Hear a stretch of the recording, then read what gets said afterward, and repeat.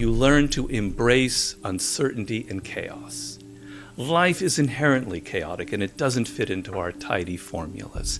Not only does this not make you anxious, but you find chaos and uncertainty deeply exciting and stimulating. Slowly adopting this as an overall philosophy will naturally loosen the mind up and give it greater creative flow. You will naturally consider more options and possibilities. The reason that most people are not successful or not wealthy is not because they set their goals too high and miss them. It's because they set them too low and hit them. Get that? It's not because you set your goals too high and miss. You set your goals too low and you hit them. And you get caught up in the average daily struggle of averagism and mediocrity.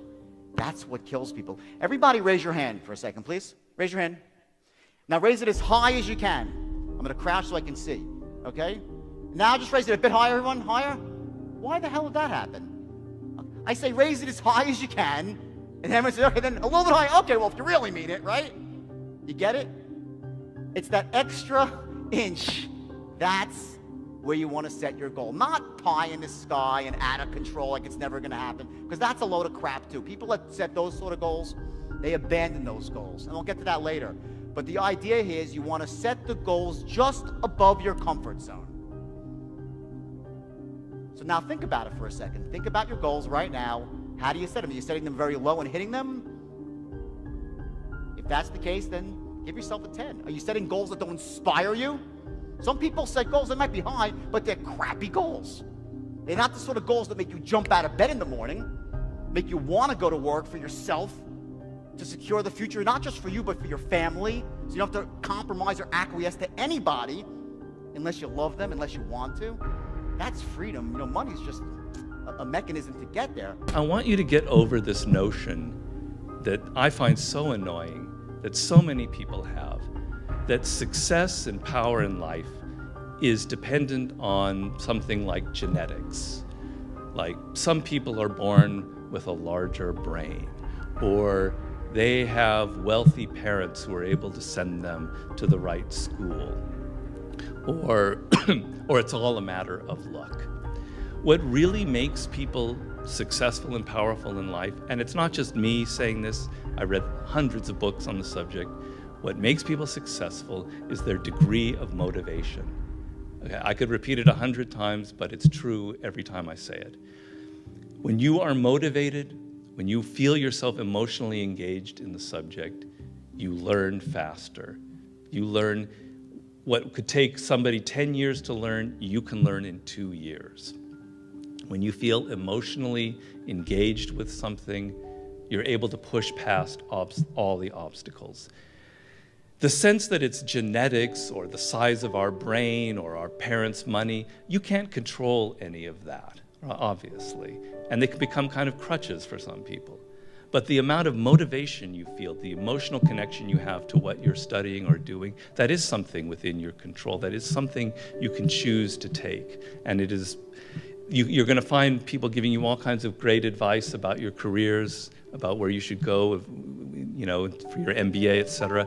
But if there's one piece of advice that I think is more important than that, it is this idea of following these natural inclinations and creating your own career path and finding a way to engage the deepest motivating parts of your psyche. When I started Microsoft, I didn't think of it as all that risky. I mean, I was so excited about what we were doing. It's true I could have gone bankrupt, but you know, I had a set of skills that were highly employable, and in fact my parents were still willing to let me go back to Harvard and finish my education if I wanted to. You've always got a job with me, Bill. And the thing that was scary to me wasn't quitting and starting the company. It was when I started hiring my friends and they expected to be paid. And then we had customers who went bankrupt, customers that I'd counted on to come through. And so then I got this incredibly conservative approach that I wanted to have enough money in the bank to pay a year's worth of payroll, even if we didn't get any payments coming in. And I'm almost true to that the whole time. We have about 10 billion now, which is pretty much enough for the next year. Anyway, if you're going to start a company, it takes so much energy that it better overcome your feeling of risk. I don't think that you necessarily, if you're going to start a company, should do it at the start of your career. I think there's a lot to be said for working for a company, learning how they do things. If you're young, it's hard to go lease premises. They made that hard for me. You couldn't rent a car when you were under 25 at the time, so I was always taking taxis to go see customers. The people would, people would say, well, we're going to go have a discussion in the bar. Well, I couldn't go to the bar.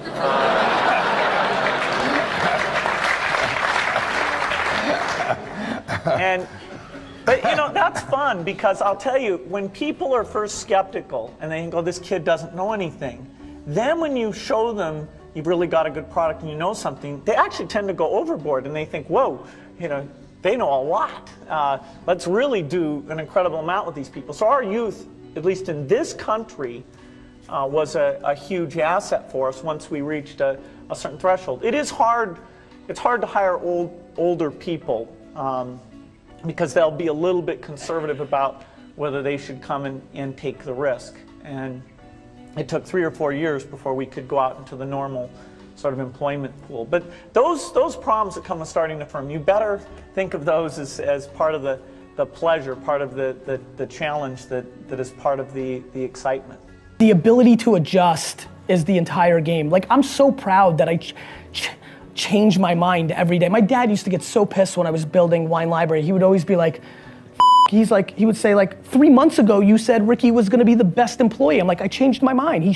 Fire him. Or he's like, you said sparkling wine was important, now you just eliminated it from the key spot. I'm like, I changed my mind. Like, my ability to only be comfortable in massive chaos has been my biggest asset as an entrepreneur. Like, I would never take a note. Like, that scares the piss out of me what these 3 people are doing right now, right?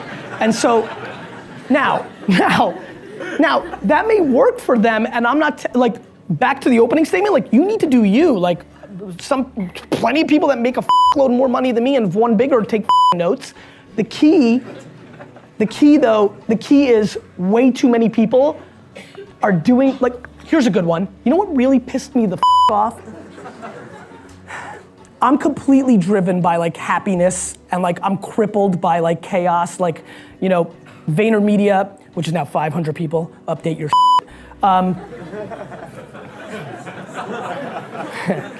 VaynerMedia is, like, completely dictated by, like, I'm a dictator of HR. Like, all I care about is the atmosphere. All I care about is how people, all I care about is, like, how people roll. Like, I think I've fired the 4 most talented, smartest people that have worked for me, because if you don't know how to play with the other boys and girls, you're out, because I suffocate under, conflict and negativity, and, like, nobody's better than me, so you gotta go. So, what really pissed me off in tech world was when Steve Jobs' book came out, when he was dying, when it was all about Steve 3 or 4 years ago. I literally watched a lot of my tech startup friends start being like a dick to their staff. Because Jobs was tough, everybody fell into the romance of, like, I have this big vision and I'm gonna be a dick like Steve, right? And I thought that was really interesting for me to watch that half decade of, like, literally watching people I know and then watching them act differently because the status or the icon of the moment, and you see a lot of that. And so, like, that is probably the energy I'm trying to bring to this class today, which is, you can look at, like, how people roll, and, like, it's great to admire and things of that nature, but it's so damn important to stick to, like, your DNA, right? And, like, what you're good at. And to recognize that you need to surround yourself, whether it's your co-founder or whether it's the people that work for you. Like, all I do is hire the people that are the opposite of me, that bring the other value, that bring me the ability to remember what the that meeting was about and go make sure it happens. Like, whatever it may be, right? And so I think that's another thing that I would highly recognize. There are 4 levels of learning. Okay, let me tell you what the levels are. Some of you might know, if you've been through any self-development, this is some very basic stuff, but it's important here. The first level is called being unconsciously incompetent. And what that means is this: when you first start doing something, you know so little about it, you basically know nothing. You don't know what you don't know. This is a very scary spot to be in. When you're thrown into a situation and you're a complete novice, you say, geez, I'd love to get better at this, but I haven't the slightest idea what I don't know. Everyone follow that concept? This is what most people start off, okay? The next level is becoming consciously incompetent. That means that you're like, Jesus Christ, I don't know anything. You're like, there's this, there's that, there's all these strategies. They all sound great. I don't know them. That's the next level.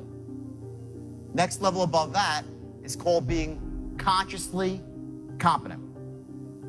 Consciously competent means that you're good at something, but you can't really do it with your eyes closed yet.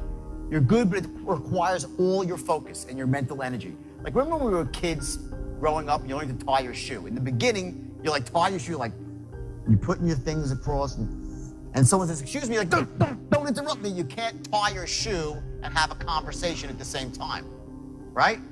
That's when you're consciously competent in something. It requires all your conscious focus. The next level above that is called being unconscious competence. And that means when you're really, really great at something, you can do it without thinking about it. And the only way to get from conscious competence to unconscious competence is through practice. There's no other way. By drilling it into your head again and again and again and again and again until your brain just clicks, and all of a sudden you're using the unconscious part of your mind, which is infinitely more powerful than your conscious mind.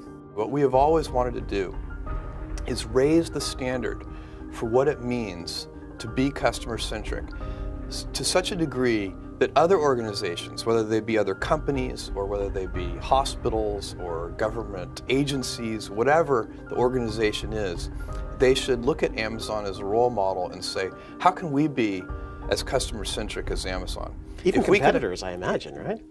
Hopefully competitors as well. But if we could make, if that could be our legacy, that we kind of raised the general idea of what it means to be customer-centric, that would be a huge accomplishment. It would be accomplishing a mission that's much bigger than ourselves. What is your best piece of advice for the next generation's influencers?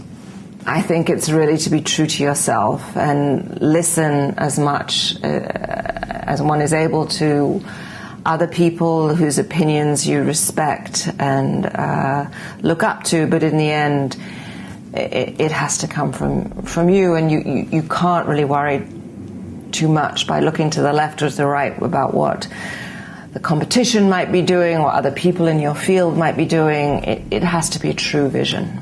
You got to make a commitment to service. You got to make a commitment to, like, hey, I have a target. I know that when we don't achieve targets here in my office, the first thing I ask, regardless, the internet department, if it's my accounting department on collections, or it's my sales department, I'm going to ask a question. What is the target? No target results in no sales. So if you're in parts, if you're in service, look, have a target. Measure that target hourly. If you really want to get results, measure your target every hour to see what did we get in the last 60 minutes. I promise you, do those two simple things. Don't even learn anything about how to sell anybody anything. Have a target, measure it every hour, and I guarantee your sales will come up. Connecting increases your influence in every situation. For the foundation of the teaching today, I want to make sure that we really have a grasp of why connecting with people is so vital. So if you'll go to the very first sentence in your note, the number one criteria for advancement and promotion for professionals is an ability to communicate effectively. That I do believe.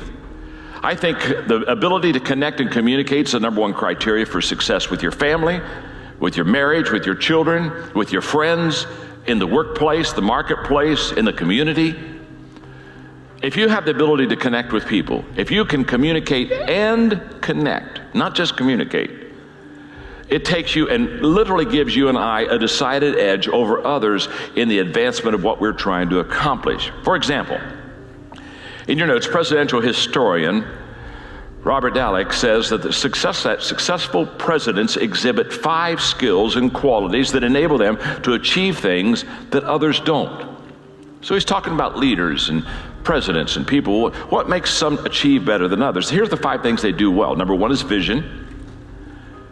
Number 2, pragmatism. Number 3, consensus building, the ability to put together a team and get consensus. Number 4, charisma. And number 5, trustworthiness. Being a trustworthy kind of a person. Now, what is interesting about these five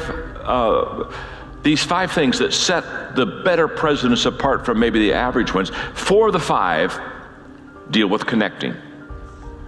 Vision is definitely a connecting skill, the ability to cast a future vision. Consensus building, getting people to work together. You have to be able to connect to do that. Charisma, of course, that's why people follow the quote, the Pied Piper, and trustworthy. 4 of the 5 of the skills needed to be successful as a leader had a lot to do with connecting. So let me define connecting, because that's what this book is all about. Connecting is the ability to identify with people and relate to them in such a way that it increases our influence with them.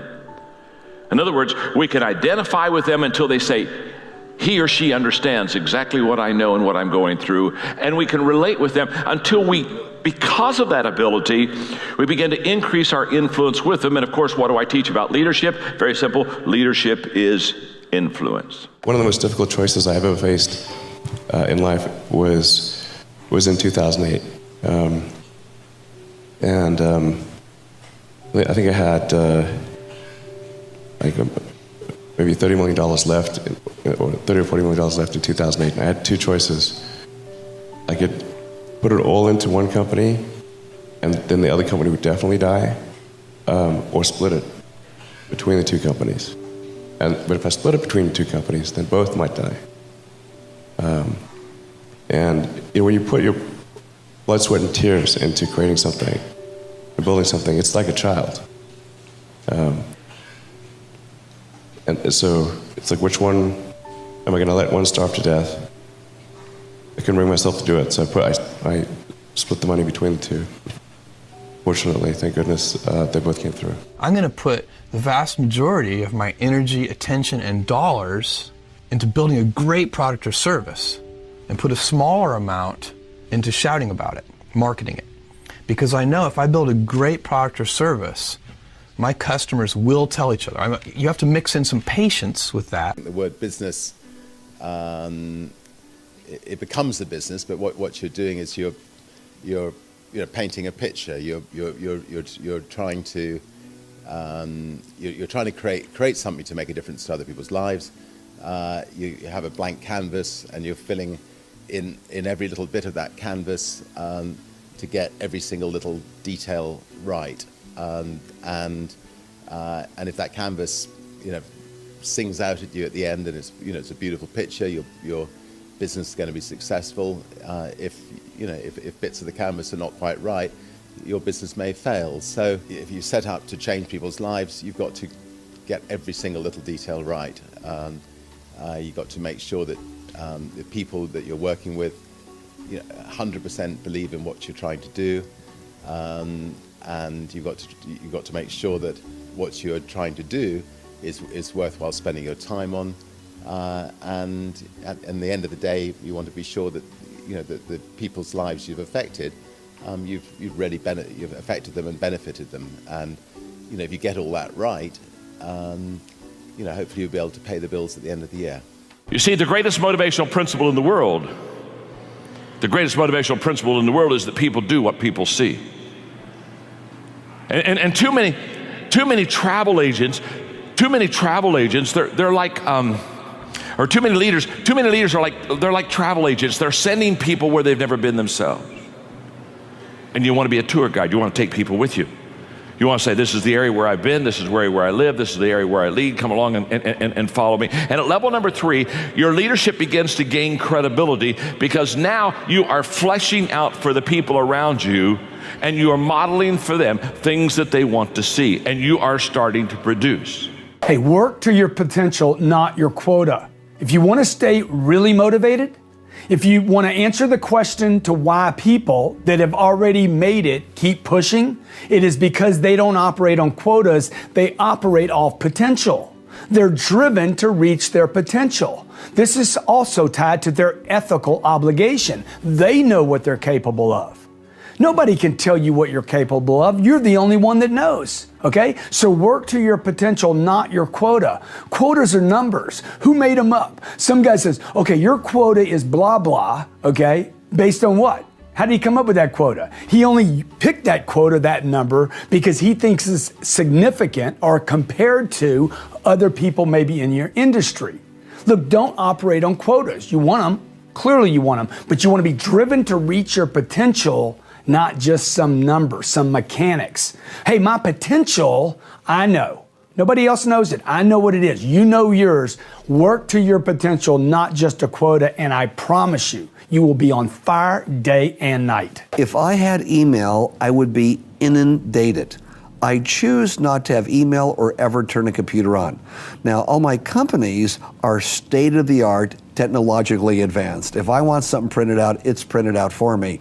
But I do this out of choice. I'd rather make a phone call to you or write you a letter and communicate the way you deserve to be communicated with. And no disrespect to people on email, and I'd be so inundated, my gosh, I'd be on that computer all day long. I prefer to have that personal touch, and it seems to work. With all the companies I have that I'm quite active in, but I have great presidents running most of them. Thank God, I'm very blessed there, right, to take care of the details. But I'm still hands-on in many, many of the businesses here.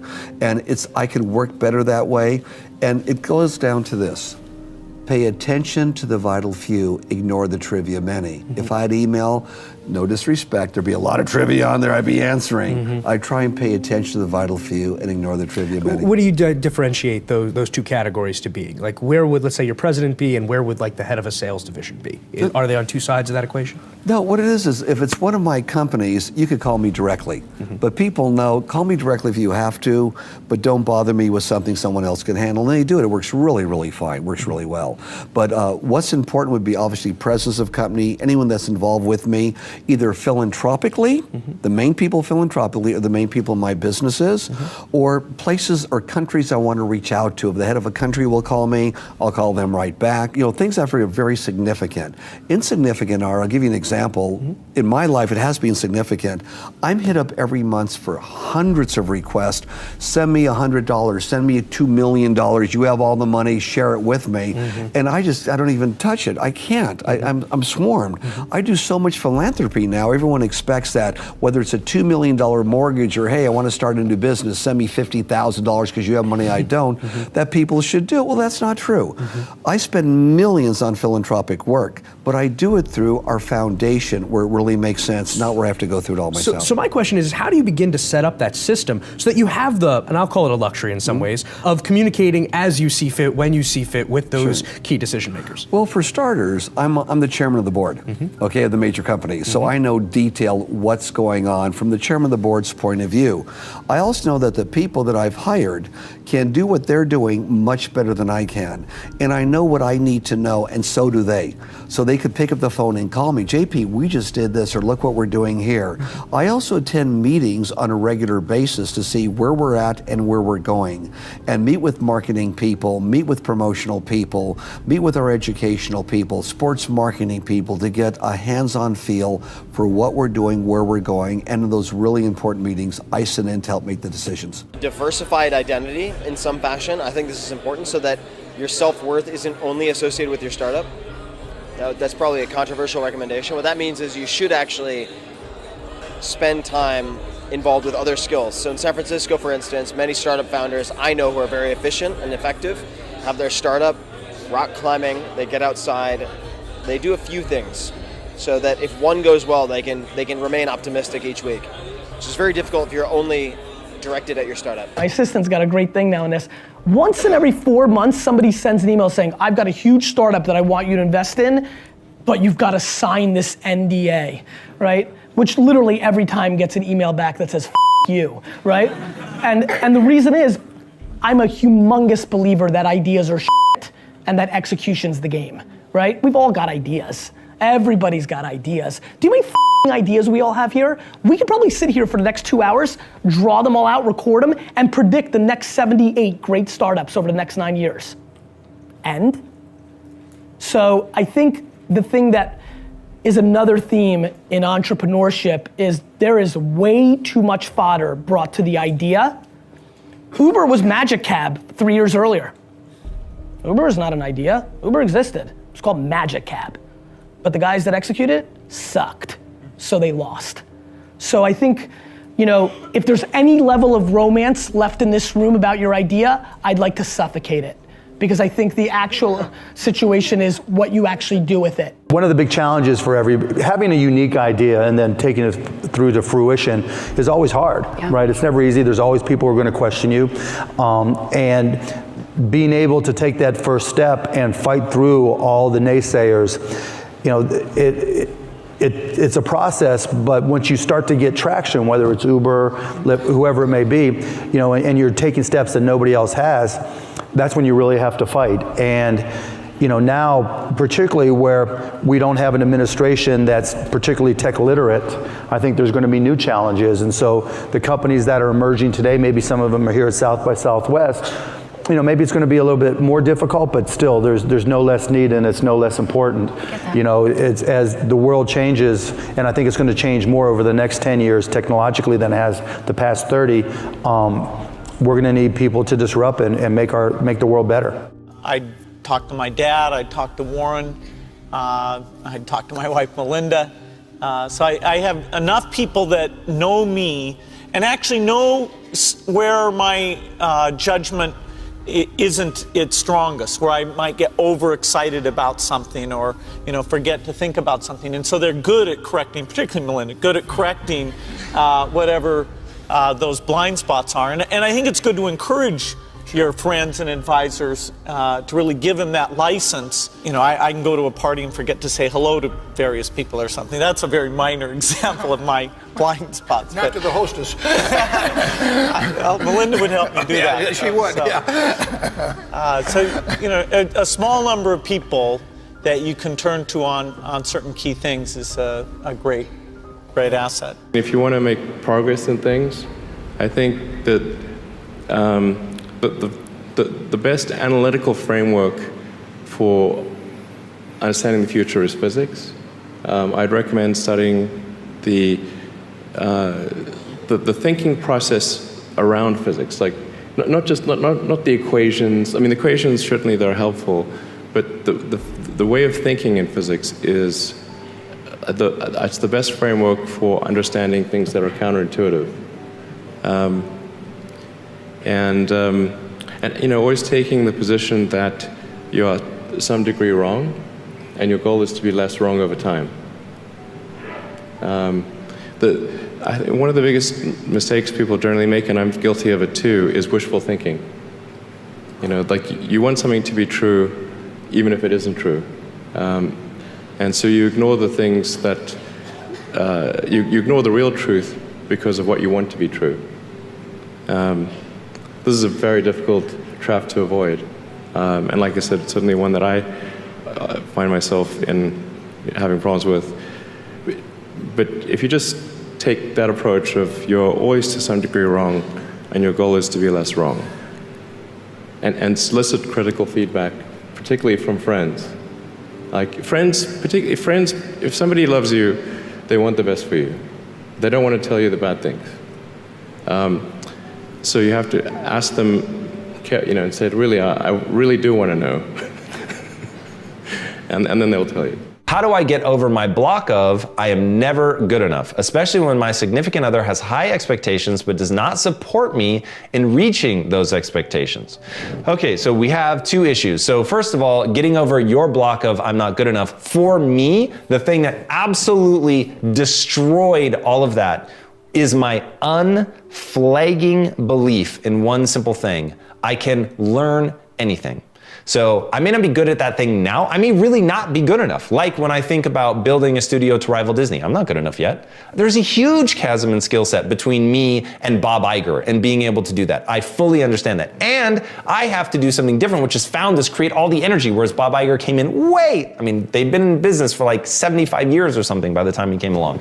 So it is a really intriguing skill set to be able to both build and create something, scale it, and then run it once it's big. So I know full well that I am not yet the person that I need to be in order to do that. And so my time and energy is spent in building that skill set. So I don't freak out over the fact that I'm not good enough. That's very easy for me to admit.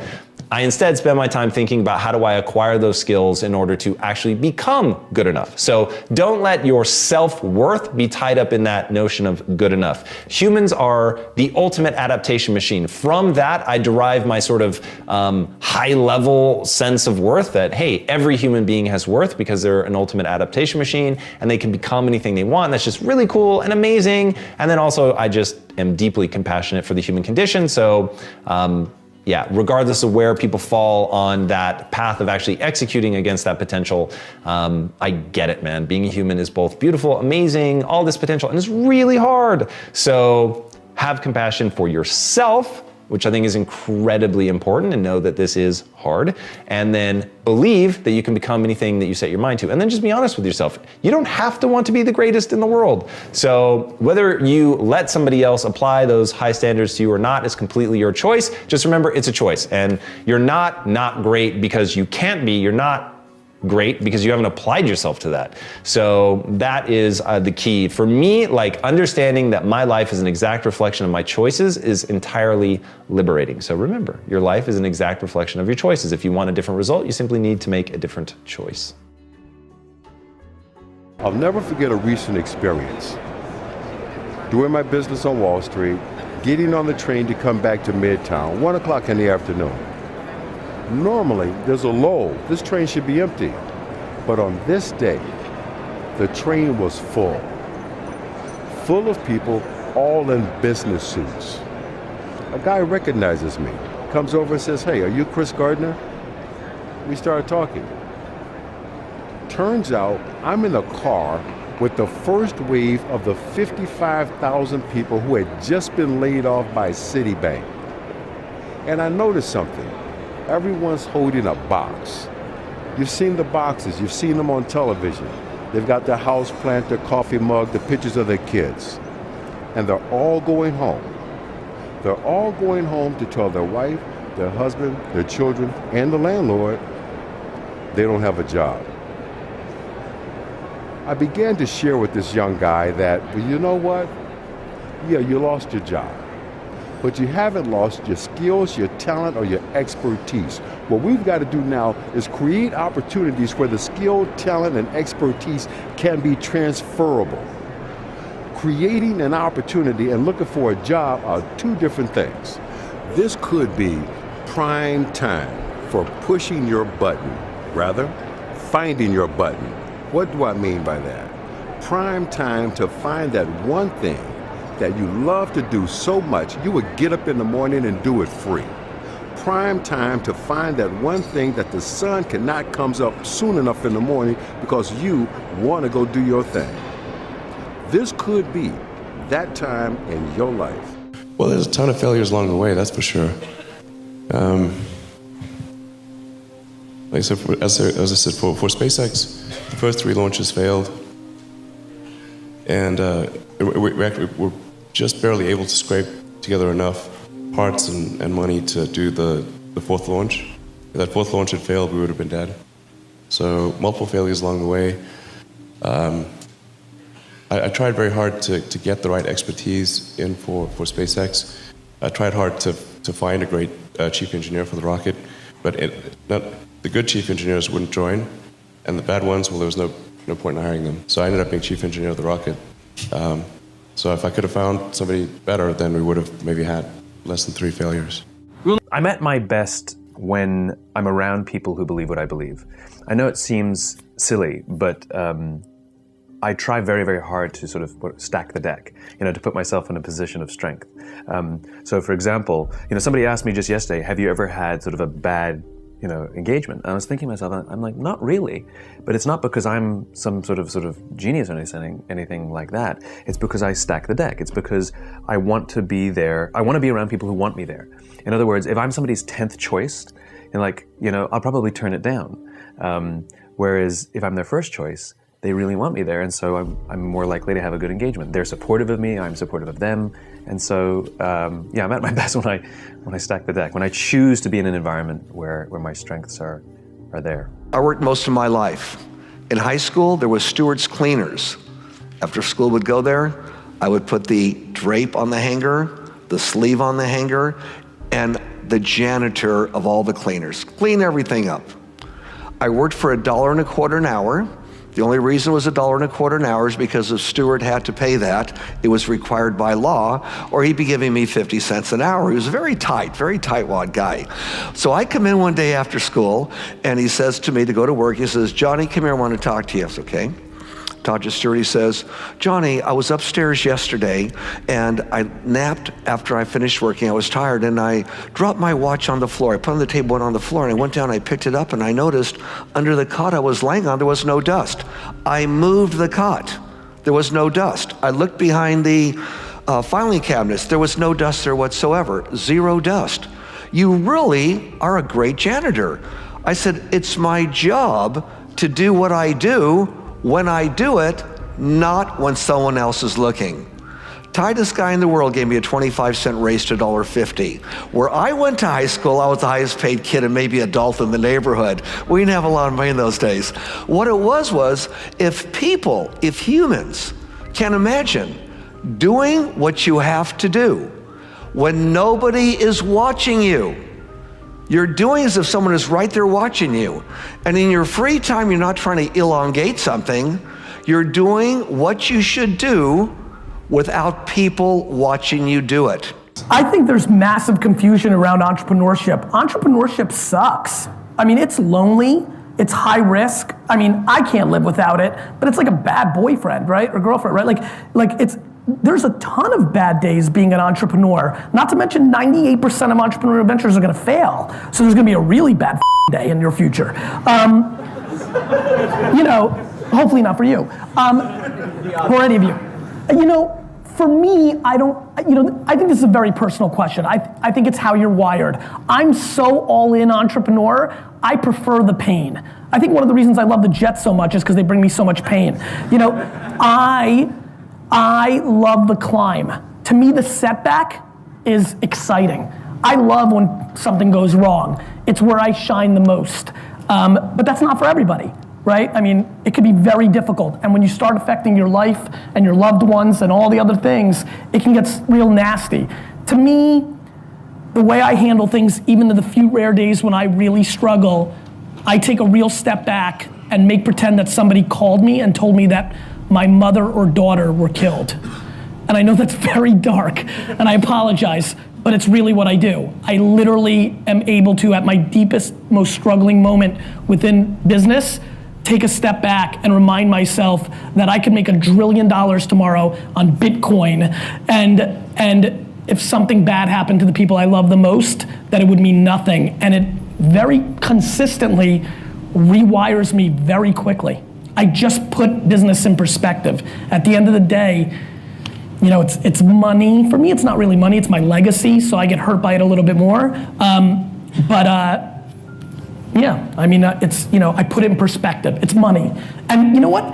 Up until I had a daughter, even while I was married, up until when I had Misha 4 years ago, I secretly wanted to lose all my money. I had this weird, twisted, dark fantasy of losing everything just to rise again like a phoenix. I mean, there's so many mistakes salespeople make. I think you need to get down to like the main ones, but you're not selling the solution. I mean, even before that though, I would say, Corinne, is the biggest mistake. People are not excited. They're not alive. They're not showing interest in the cycle, and they lose interest. I was in Barcelona recently, and I was looking at a watch, and the cycle didn't close.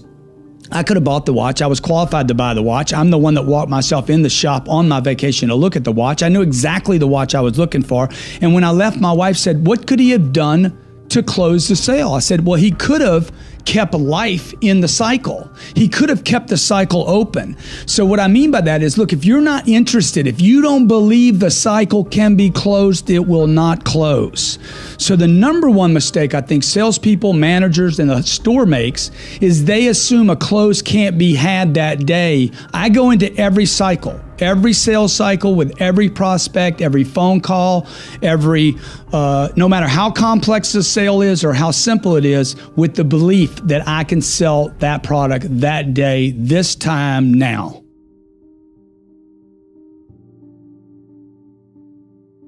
Focus on things that are AI driven, artificial intelligence driven, whether it's machine learning, deep learning neural networks, medical applications.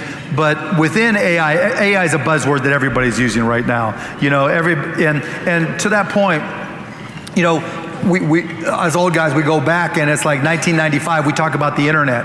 And I would say to people back in 1995, look, if you don't understand the internet, you're not going to be able to do business. And now that's just blocking and tackling. It seems obvious. Back then it wasn't. Right? I could even take you further back to my first company. You know, what we did, it was a company called Micro Solutions, and we did local area networks and wide area networks.